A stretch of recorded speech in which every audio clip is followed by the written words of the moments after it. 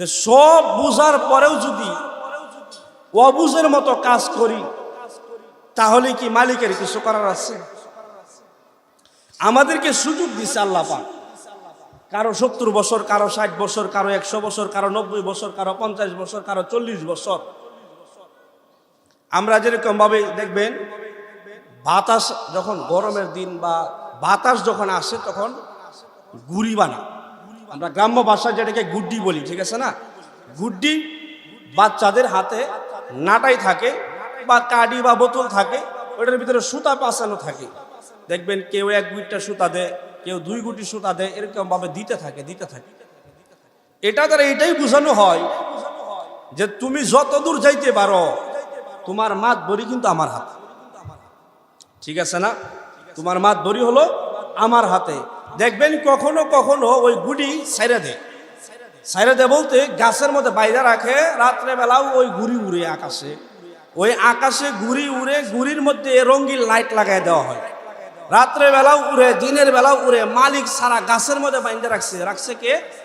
যিনি গুড়ির মালিক, সে গাছের মধ্যে বাইন্দা রাখছে। তারপরেও দেখবেন ওই গুড়ি আকাশে গিয়ে এরকম হাত লাড়া দিয়া মালিককে এটা বুঝা, তুমি অনেক দূরে, আমি অনেক দূরে, আমি তোমার কাছে আর আসবো না, এটা বুঝা।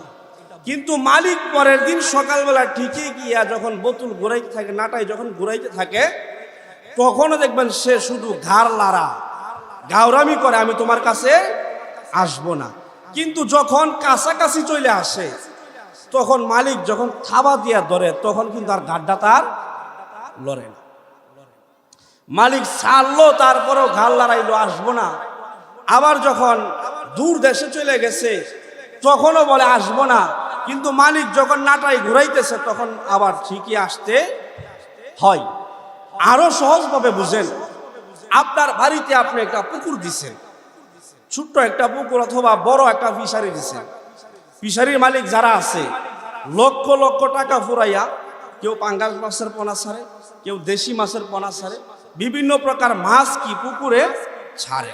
ওই পুকুরে যখন মাছ ডেকসি থেকে ছাড়ে, তখন ওই মাছে দেখবেন কান্তালার একটা দৌড় দেয়, আমি ছাড়া পাই গেছি, ঠিক আছে না? দেখবেন সে বাহাদুরি করে ঘুরতেছে। আবার সকাল বিকাল টাইম টু টাইম আবার পারে আসে খাবারের জন্য, সে এটাও বুঝে যে মালিক আমার খাবার দিল। এই খাবার খায় আবার একটা নাচ দিয়ে দূরে চলে যায়।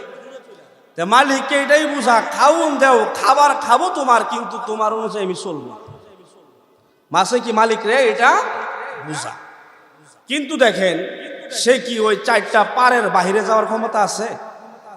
1 বছর 2 বছর পালার পরে কিছু জাল দিয়া টাইনা মাছ উঠা, অবশেষে যখন যারা না উঠে, যেগুলা না উঠে, এগুলাদেরকে কি পানি সেচন করিয়া, মিশিং লাগাইয়া, মোটর লাগাইয়া পানি কি আর এক জায়গায় অন্য জমিনে সরাইয়া ওই মাছটিরে ধরে। তখনও দেখবেন কিছু মাছ আবার কান্তা লড়াইয়া, ঘাড় লড়াইয়া কাদার ভিতর ঢুকে যায়। মালিক ওখান থেকেও ধরে আনে, তাকে ধরে আনার পরে মালিক যখন ধরে, তখন আর লড়াইতে পারে না, তারপর ছোট্ট একটা ডেক্সির মধ্যে রাখে। ওখানে গিয়াও সে কান্তা লড়া। আর দেখবেন মাছের মধ্যে কই মাছ আছে, এ দেখবেন মাছ কাটার পরে, ধোয়ার পরে বাজি দিলেও লড়ে। ওখানে গিয়েও সে বুঝা যায়, হ্যাঁ আমি ঘাড় সোজা করব। যে দেখেন আপনার অধীনে যদি ঘুড়ি থাকে, ঘুড়ি 1000 বার আপনাকে টাটা দেয়, গুড বাই দেয়, আপনি ঘুড়িকে ছাড়েন না, ঘুড়িকে কান ধরে নিয়ে আসেন। আপনার অধীনস্থ কিছু মাছ জমিনে চাষ করলেন, মাছে আপনাকে গুড বাই দেয়, টাটা দিয়ে আসবে না মানা করে, কিন্তু আপনি ঘাড় ধরে তারা নিয়েই আসেন, ঠিক আছে না?